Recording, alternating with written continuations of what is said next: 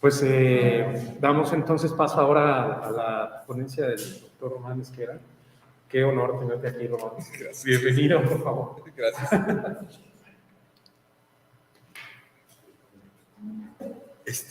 Solo. ¿Puedo ir viendo la presentación mientras?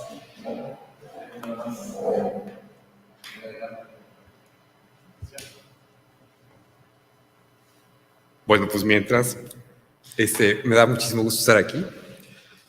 Como ya contó un poco David, la idea original de todo este esfuerzo y desde antes era, primero, en mi caso en particular, comenzó con una cuestión de subsistir en el área de diseño. Yo estudié comunicación. Entonces, cuando yo entré a trabajar en diseño gráfico en la Universidad de Anáhuac, resulta que un amigo me dijo, ya hay una oportunidad de un tiempo completo en la Universidad de Anáhuac en diseño. Entonces, hablé por teléfono y dijeron, pues sí, vente, ¿no?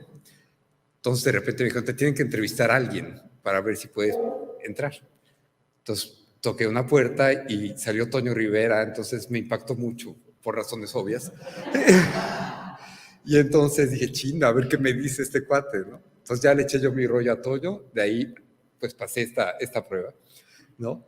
Entonces ya me entrevistó la directora, y entonces cuando yo empecé a trabajar en diseño, pues yo estaba bastante perdido. Yo daba clases de semiótica. Y entonces mis alumnos, además esa generación en particular era realmente mala, ¿no? O sea, era una situación muy, muy rara, muy, pues sí, muy sorpresiva. Entonces, pues yo dije, ¿cómo le hago para interesarle a la gente de diseño en estos temas de semiótica y estas cosas que yo empezaba a trabajar en aquella época? Pues no tenía yo ni idea. Entonces empecé a experimentar y casualmente, otra vez gracias a Toño, de repente llegó Toño un día y me dijo, oye, estoy tomando un diplomado y el cuate que me da la clase quiere a alguien que sepa semiótica para aplicar la mercadotecnia. Entonces dije, pues yo voy, ¿no? Entonces empecé a trabajar en mercadotecnia. Entonces ahí empecé a trabajar esta idea de cómo hacer el fundamento teórico aplicable y comprobable en procesos de mercadotecnia a través de la semiótica. Entonces, para mí mi idea era cómo ligar esto tan teórico y tan aburrido y tan aparentemente inservible, y muchas veces inservible, a algo muy práctico que era lo que necesitaban hacer los diseñadores gráficos, ¿no? Entonces, de ahí empezaron a hacer esta idea, y lo primero que tuvimos fue una especialización en semiótica en la Anáhuac. Era semiótica aplicada al diseño, ¿no? De ahí después yo me fui a Estados Unidos a estudiar un año de doctorado. Allá entré en contacto con las ciencias cognitivas y las neurociencias.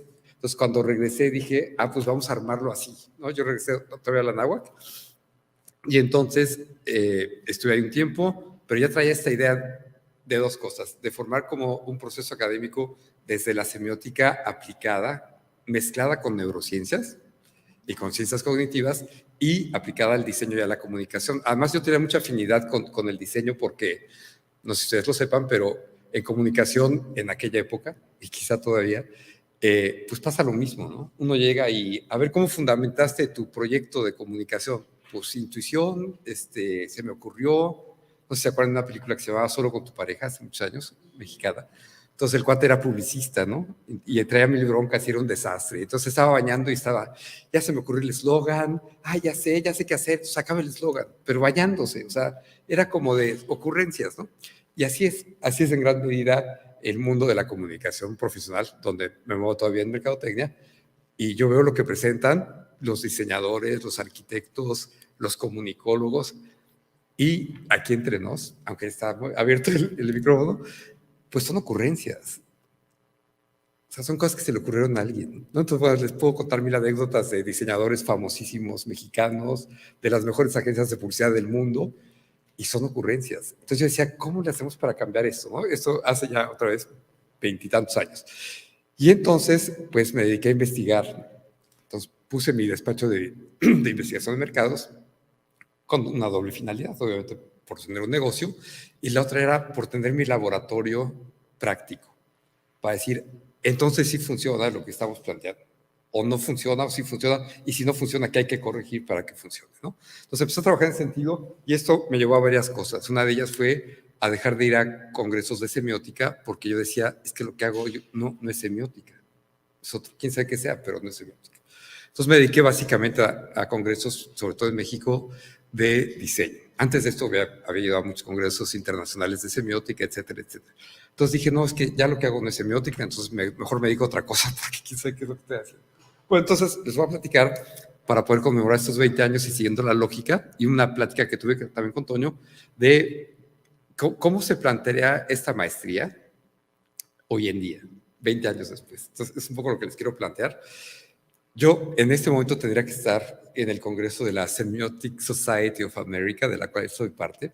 Ahorita está nuestro congreso anual.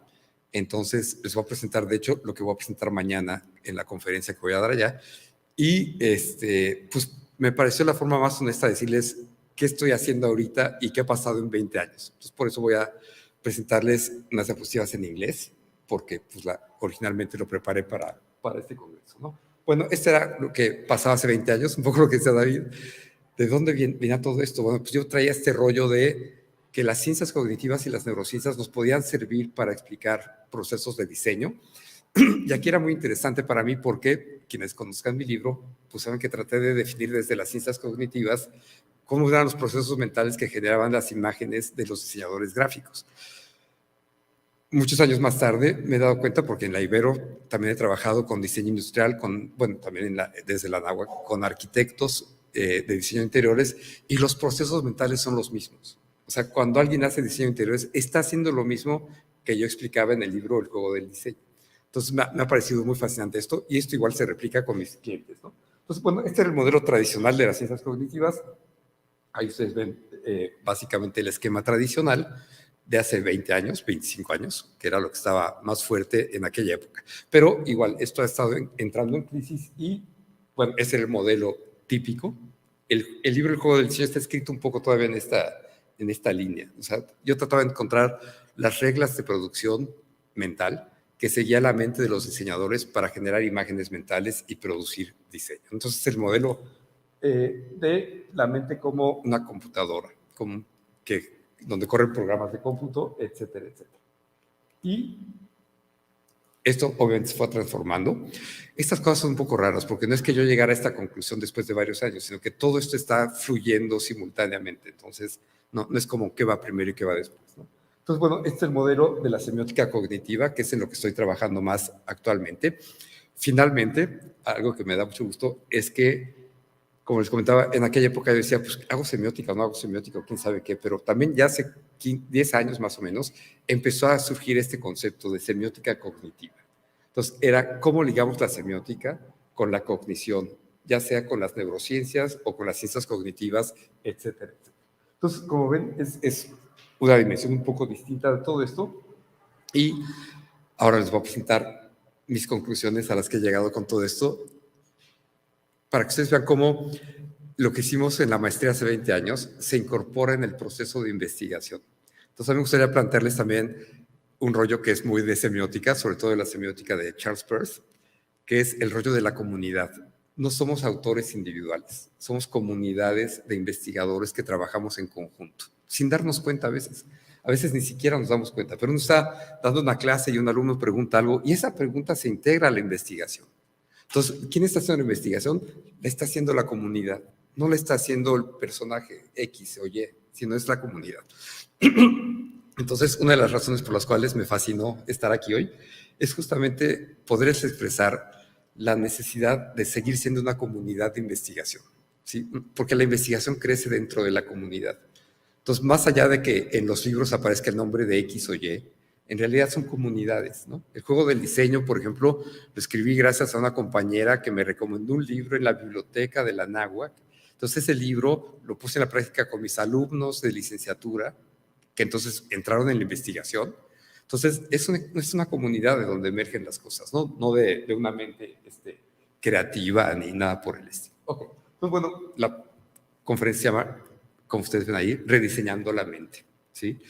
¿Por qué rediseñando la mente? Porque les enseño la foto de algunos de los miembros de la Sociedad Americana de Semiótica, es la foto de antier, soy miembro del board ejecutivo de la sociedad, y entonces estaba yo viendo nuestra sesión. Y yo decía, fíjense cómo no nos damos cuenta, y esto está sucediendo en este instante con nosotros, no nos damos cuenta cómo el diseño nos está haciendo reelaborar la experiencia viva de cómo damos clases, de cómo interactuamos, de cómo seguimos en contacto con nuestras familias durante la pandemia. Esto fue diseñado por grupos de diseñadores. Entonces lo damos por hecho. Decimos, bueno, vamos a poner la cámara, etcétera, etcétera. Pero la forma en que interactuamos, la forma en que pensamos, la forma en que amamos, está siendo diseñada por diferentes niveles de diseño que están generando estas posibilidades de interacción. Platicamos ayer, Toño y yo, de cómo hubiera sido esta pandemia hace 50 años, hace 30 años. Hubiera sido horrible.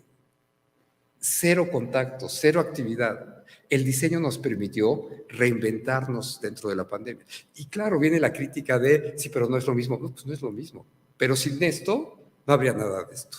Entonces, claro que no es lo mismo, pero es posible, ¿no? Entonces, cuando vemos la parte crítica de, no, es que entonces esto es reduccionista, pues sí, pero sin este diseño, sin estos procesos de diseño, sería imposible hacer esto. Y gracias al diseño podemos hacer estas cosas, ¿no? Bien. Entonces, lo que argumento acá es que el diseño es omnipresente en el mundo. Es otra cosa de las que no nos damos cuenta, ¿no? Pero la ropa que usamos, la forma en que nos sentamos, las sillas que nos hacen sentarnos como nos sentamos, los lentes que me permiten ver, todo está diseñado. El mundo está diseñado, ¿sí? Entonces, es muy curioso porque evidentemente esto ha sucedido desde hace muchos años, ¿no? No es reciente. Pero hay poca conciencia de la omnipresencia del diseño. ¿Y por qué hay poca conciencia? Hay poca conciencia porque es demasiado presente. Decía Heidegger, el filósofo alemán, que no podemos hablar de nosotros mismos porque somos nosotros mismos. Entonces, de lo que es muy cercano es casi imposible hablar, ¿no? Es más fácil hablar de lo de allá afuera, pero de lo que somos es muy difícil hablar. Entonces, es muy difícil hablar del diseño porque es omnipresente. Este edificio fue diseñado por alguien, esta cámara fue diseñada por alguien, esta botella fue diseñada por alguien, el micrófono fue diseñado por alguien.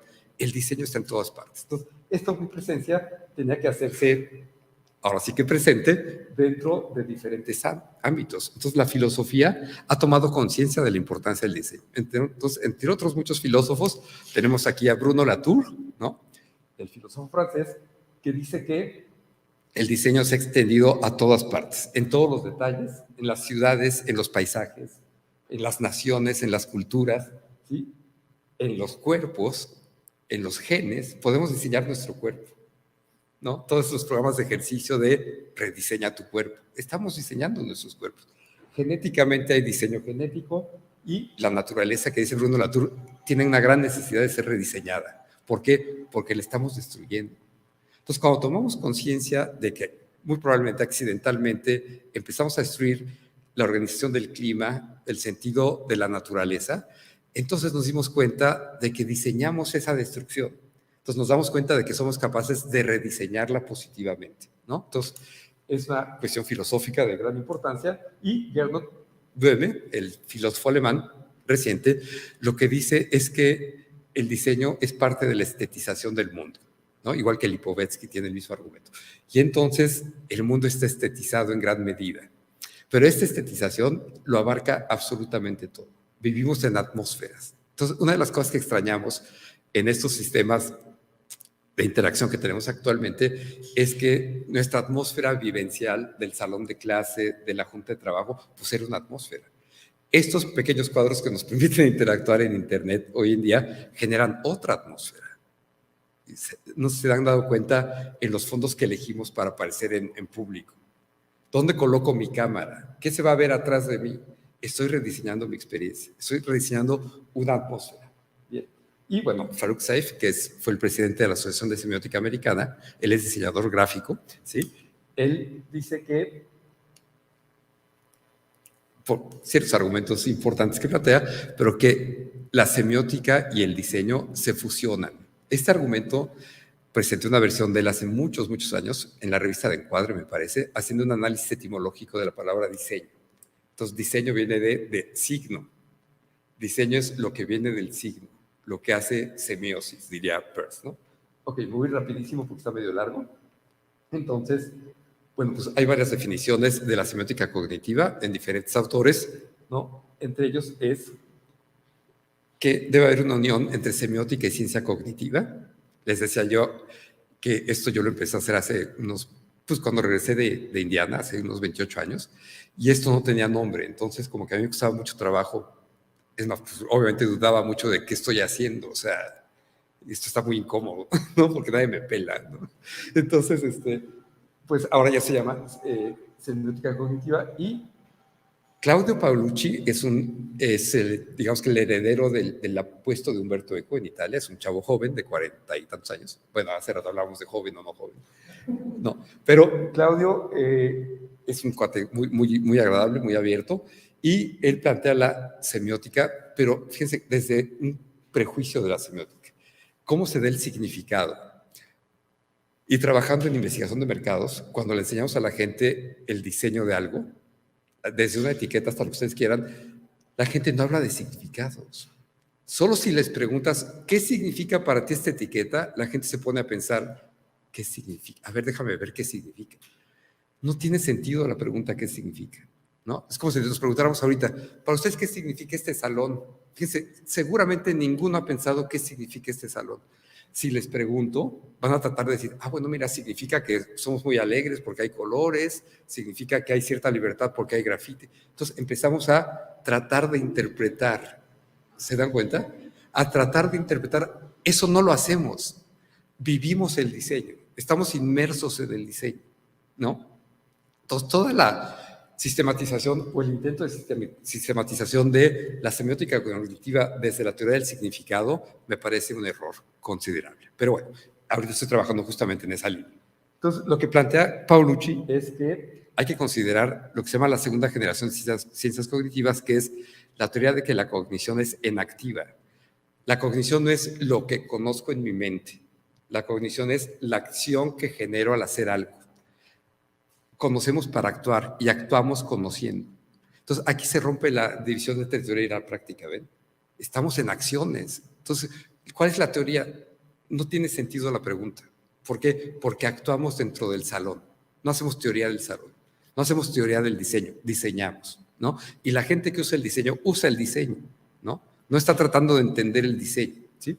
Bien. El segundo elemento es el pragmatismo. El pragmatismo americano, originado en Charles Peirce, el creador de la semiótica, pero también en John Dewey y en otros autores posteriores, ¿sí? Y lo que se llama la teoría, esto me costó mucho trabajo traducirlo, en inglés se llama Material Engagement Theory, es la teoría del compromiso material. Estamos metidos entre las cosas. Y básicamente las tesis son las siguientes, aquí las expandí un poco, que es la cognición y el significado es corporeizado, no es intelectual, no es pensado.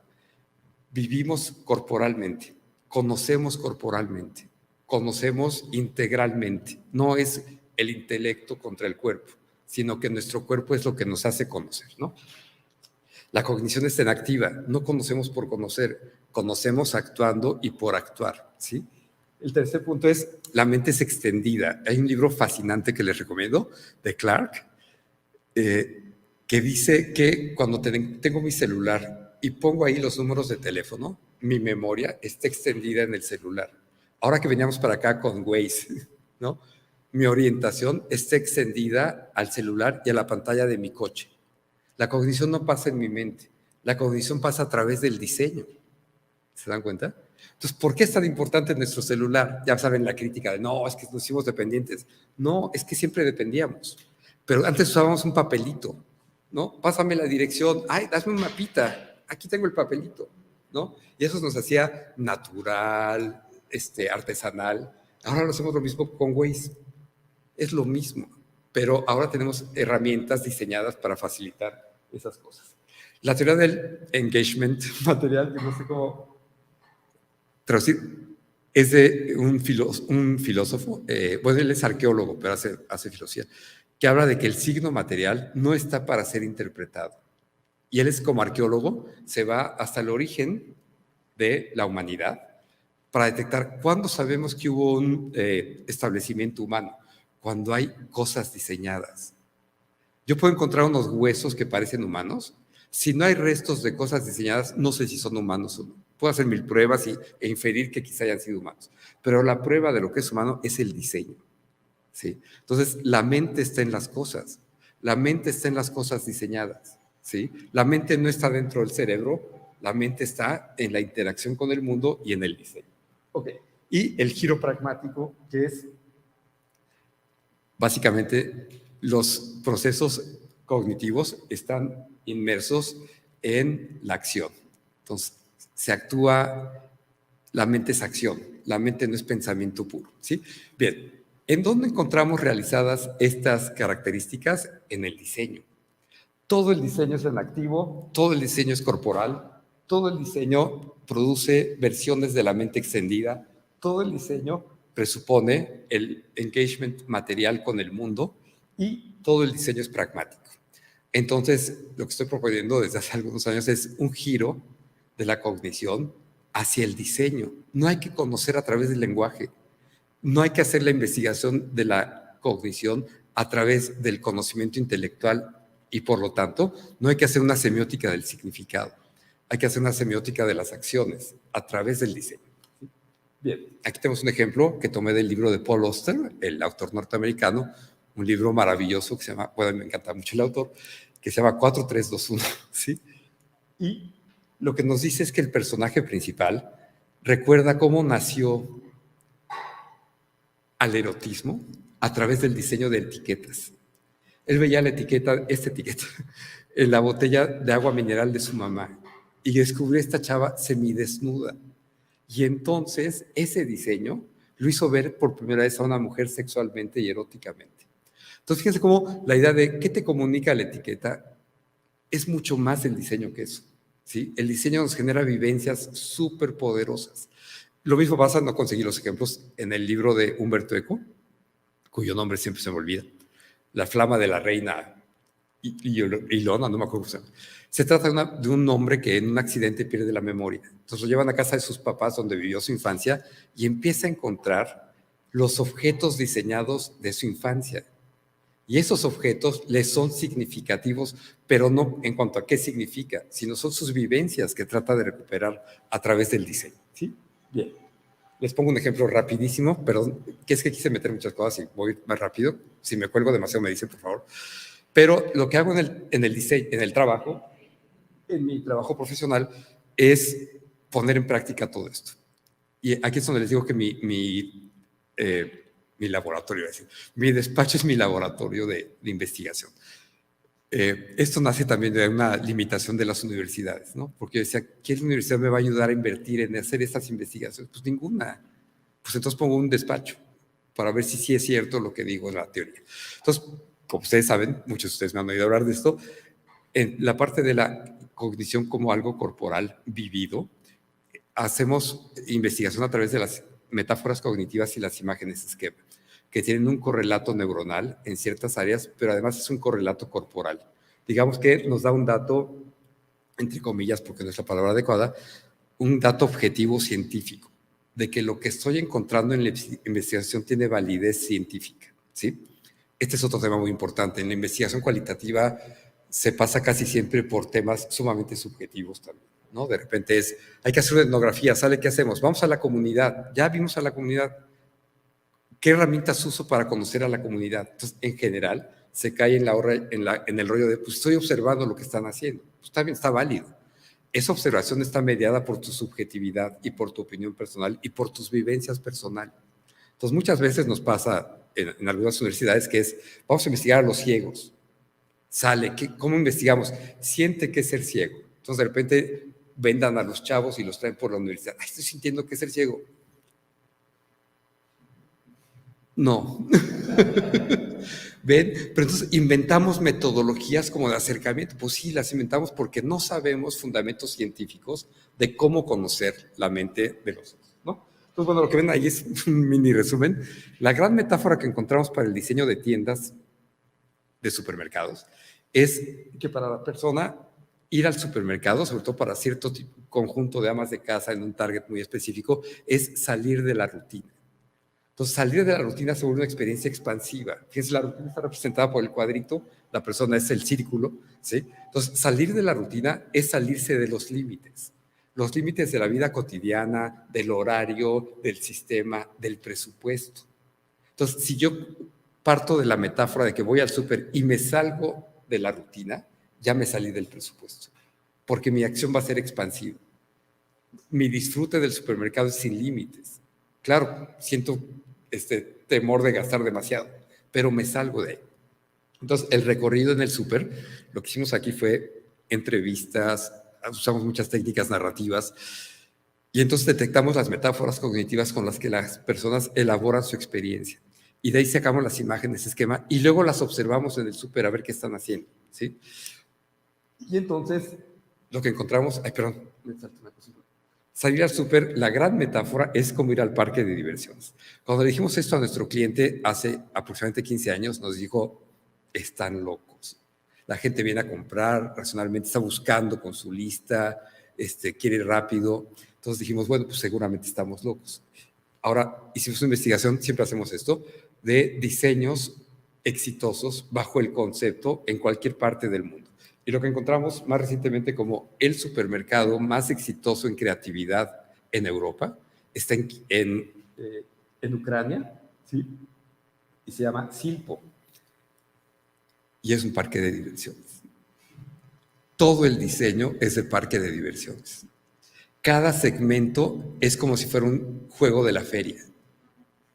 Está súper dinámico, está súper creativo. Cada parte del súper, a los cereales, es todo un show de cereales. Porque la gente va al súper a ver qué salió de nuevo. Sorpréndanme con cosas nuevas. Denme novedades.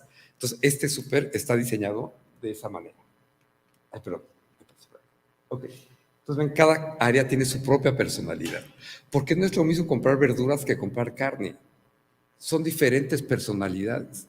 Una de las cosas que hemos descubierto es que el diseño persuade en gran medida a través del ethos, no a través de la argumentación, sino a través de la personalidad persuasiva del diseño. Aquí lo vemos en todo su apogeo, ¿ven? Entonces, tenemos esto. Bueno, me voy rapidísimo aquí. Este es un proyecto que hicimos para un cliente para rediseño por temporalidades. Este es el diseño para el fin de año. Halloween. Este es cómo diseñar los puntos de venta para Halloween. Fíjense, aquí tenemos un diseño tradicional. Pon los productos de manera ordenada, clara, con el precio, etc. ¿Qué pasa cuando... Hola. ¿Qué pasa cuando hicimos la investigación sobre Halloween? Lo que pretende hacer la gente en Halloween es crear la atmósfera de Halloween. Entonces, todas sus metáforas tienen que ver con entrar en el mundo de Halloween. Entonces, descubrimos que en varios países el diseño de los stands para Halloween son lugares con entrada y lugares físicos donde te metes para vivir el mundo de Halloween. Y esto genera, por supuesto, este diseño genera una experiencia de compra muy diferente. Pero este es cómo comprar televisiones, me voy rapidísimo. Este es el diseño de una página web. Quité varias porque eran de nuestros clientes y se iban a sentir ofendidos si las ponía. Entonces vean cómo este diseño es un diseño de catálogo de Avon de los años 60. Tú pon ahí los productos, pon el precio y característica técnica. Fíjense, por ejemplo, 60 UK 6250 PUB. No sé si ustedes sepan qué es eso. Yo no tengo ni idea de qué es eso. Pero este es un diseño supuestamente racional, organizado, sistemático, que esté claro, ¿sí? Y este es un diseño que vende. ¿Por qué? Porque la experiencia de comprar una tele, o la razón por la que compramos una tele, la motivación es sentir que me meto en el programa. Entonces, en algunas tiendas departamentales está diseñado el espacio como un cuarto cerrado donde te metes a ver la tele. ¿Por qué está diseñado así? Para generarte y satisfacerte la motivación de meterte al programa, ¿sí? Y esto es un mejor diseño. Aquí tenemos lo mismo en suéteres. Este es un catálogo racional. Y esta es una narrativa. ¿Por qué es narrativa? Porque la forma en que la gente metaforiza su experiencia de compra de suéter por temporada tiene que ver con la estacionalidad. Y entonces tienes que reproducir la narrativa de la estacionalidad para que sea más vendedor el asunto. Ok, entonces me regreso, ya, perdón, para cubrir el nuevo programa de una maestría. ¿Cómo sería un nuevo programa de la maestría en diseño? Y aquí viene mi descubrimiento del año. Este descubrimiento es de la semana pasada. Estando ya oyendo algunas conferencias, hay un autor norteamericano que es especialista en Peirce, que se llama Vincent Colapietro. Entonces él hizo su presentación sobre el cinequismo de Peirce. El cinequismo es la teoría de Peirce que dice que lo que existe es continuo.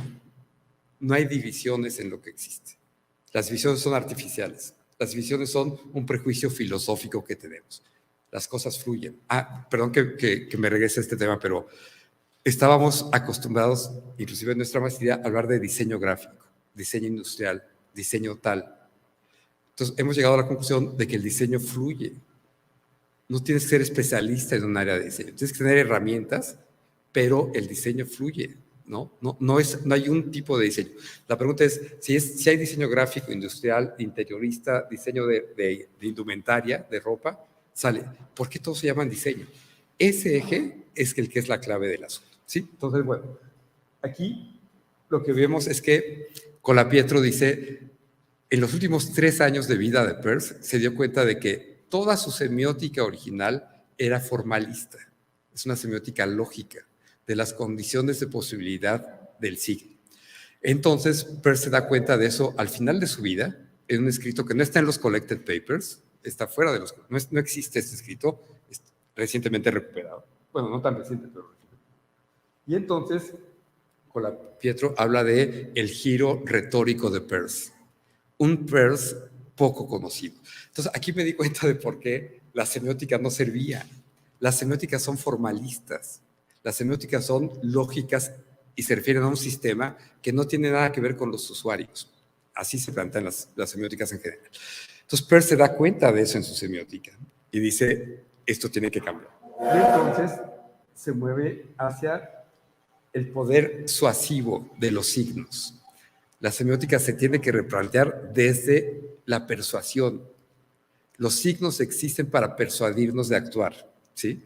Entonces, lo que dice Colapietro es, en diversos contextos, lo que hay que hacer es el poder de los signos para generar cambios y acciones. Entonces, aquí la semiótica deja de ser formalista. La semiótica pasa a ser retórica. ¿Sí? Entonces, mientras tengas control sobre los signos que produces, tienes la responsabilidad de persuadir. Tus signos tienen sentido si persuaden. Si el signo no lo ve nadie, si el signo no mueve a nadie a actuar, no sirve de nada. Y esto lo puedo llevar a cualquier ámbito. Fíjense, si quiero hacer un cambio social dentro de una comunidad, necesito que mis signos persuadan. Si necesito que la gente se vacune, necesito que mis signos persuadan. No son signos por los signos en sí. Tienen que ser signos que muevan a la gente a actuar. ¿Sí? Entonces, perdón.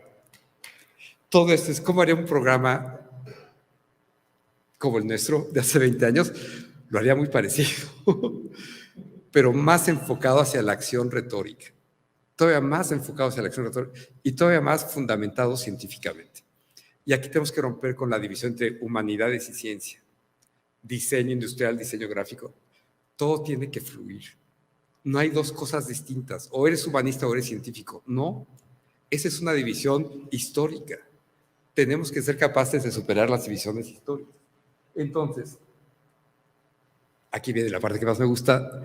La retórica tiene que ser generalizada, dice Peirce. Peirce empieza este artículo, o más bien Colapietro se refiere a Peirce, porque al final de su vida Peirce estaba escribiendo sobre la necesidad de hacer artículos científicos persuasivos.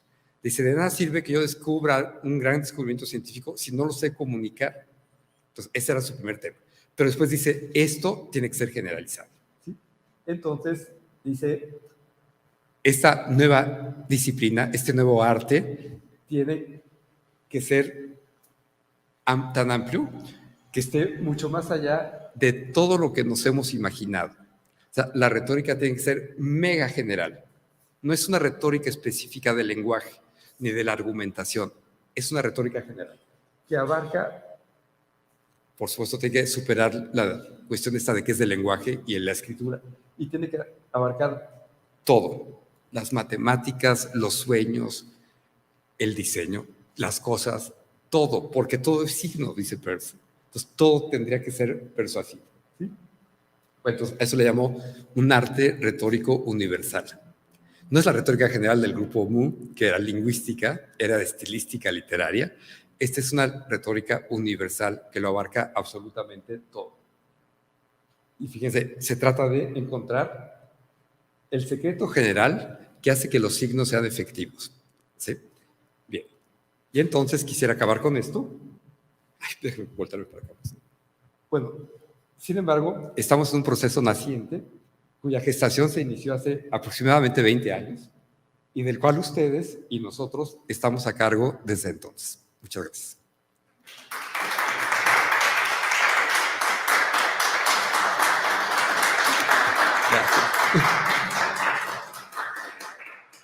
No sé si hay chance de preguntas o cómo va el...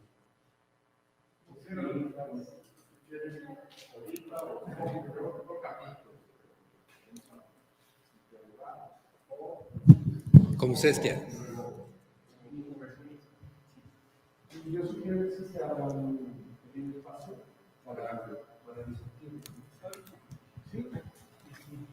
Creo que vale la pena, si no se nos va a olvidar. Muchas gracias, Román. Siempre se escucha mejor.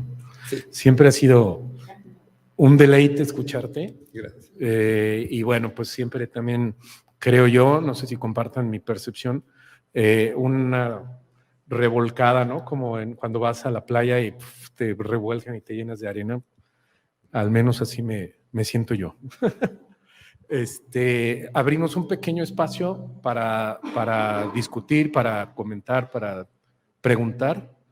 Y bueno, pues el que quiera adelante libremente participa. Alex. Sí. A ver si se oye mejor. Gracias. Sí, rarísimo. Sí, tiene un poquito de vibración, ¿verdad? A ver. Sí, se dice muchísimo. Román, ahorita hablabas de metaforizar los productos, por ejemplo. Y mi pregunta es, ¿cómo, a la hora que yo diseño un sitio web como el que mostrabas, cómo me recomendarías, cuál será como el camino indicado para metaforizar ese producto que queremos mostrar en un sitio web y pues que así sea más convincente, más motivante y pues que logre su objetivo, ¿no? De comunicación o de promoción. Ah, ya se escucha mejor. Ya se oye bien. Gracias. Sí. Entonces, no sé si sea necesario que repita la pregunta.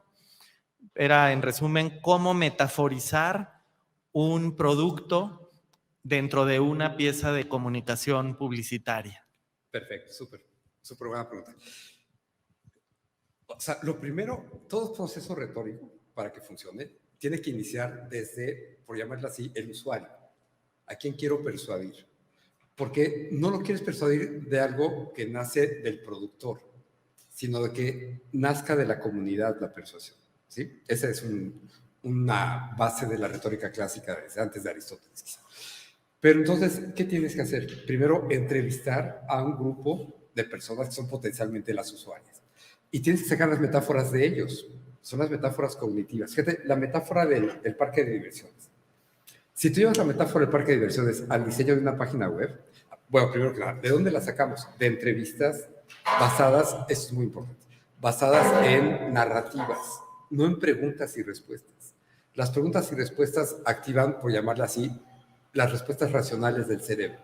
Por lo tanto, te dan respuestas que no son falsas, porque la persona a la que le preguntas puede tener buena voluntad de contestarte legítimamente la pregunta, pero la pregunta ya está trucada, ¿sí?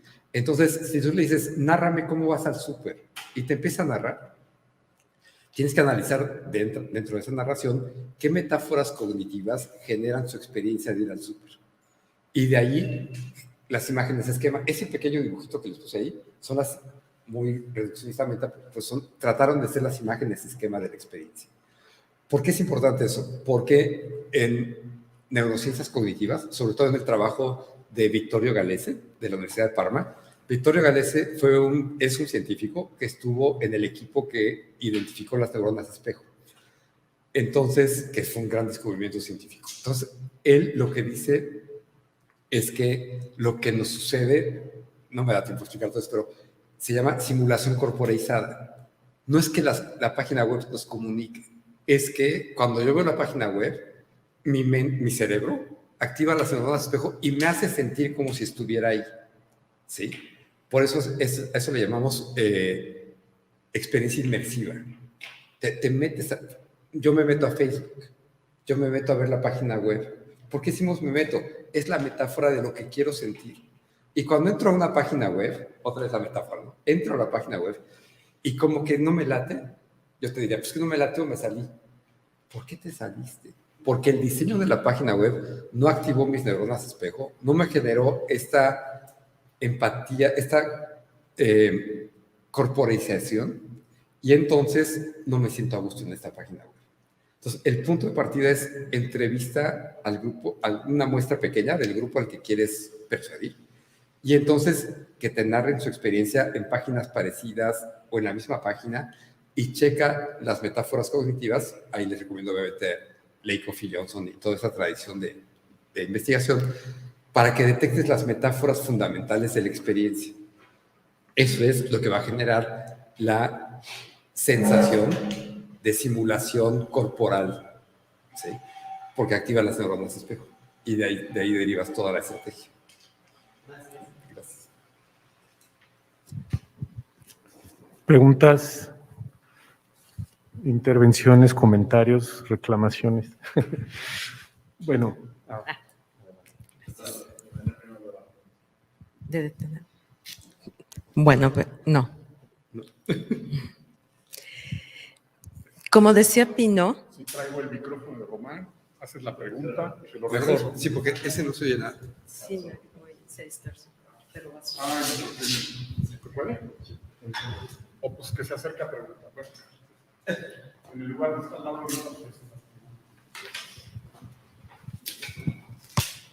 Ok. Bueno, como decía Pino, sí es algo que a primer momento no termina de comprenderse, pero sí detecto como muchas ideas que en algún momento he tenido, muchas reflexiones que he tenido, y cómo las veo reflejadas dentro de una estructura que tú nos planteas, ¿no? Puedo en algún momento haber detectado, haber llegado a alguna conclusión, sin embargo, tú estructuras todo eso ya en un proceso, en un resultado, en detectar, en ponerle nombre a las cosas, que fue uno de los primeros aspectos que cuando estudié la maestría me ayudaron mucho, ¿no? Ponerle nombre a las cosas, y entonces ahí es realmente un aprendizaje, y ese aprendizaje lo puedes llevar a cabo o llevar al aula, y entonces también enseñarlo. Ahorita, sobre mi participación, que tendré posteriormente, encontré muchas similitudes, y entre ellas tú hablabas como de esas atmósferas, ¿no? Yo lo hablo como de esos lugares, y de esos lugares que generan experiencia, y que sin experiencia no hay manera después de detonar. Por lo tanto, hay que ubicar cuáles son las experiencias que esas personas han tenido, para que cuando quieras hacer que recuerden, pues nada más tú haces uso de las condiciones que esas atmósferas presentaban cuando ellas lo vivieron. Me parece un giro no nada más importante, sino necesario, y eso de quitar las divisiones, quitar la temporalidad, quitar las áreas del mismo diseño, o borrar todos esos límites, y hacer fluir la semiótica, y hacer fluir el signo con la interpretación, con el significado, y simplemente vivirlo. Es una de las cosas que en este momento me parecen reveladores. Gracias. Muchas gracias, Román.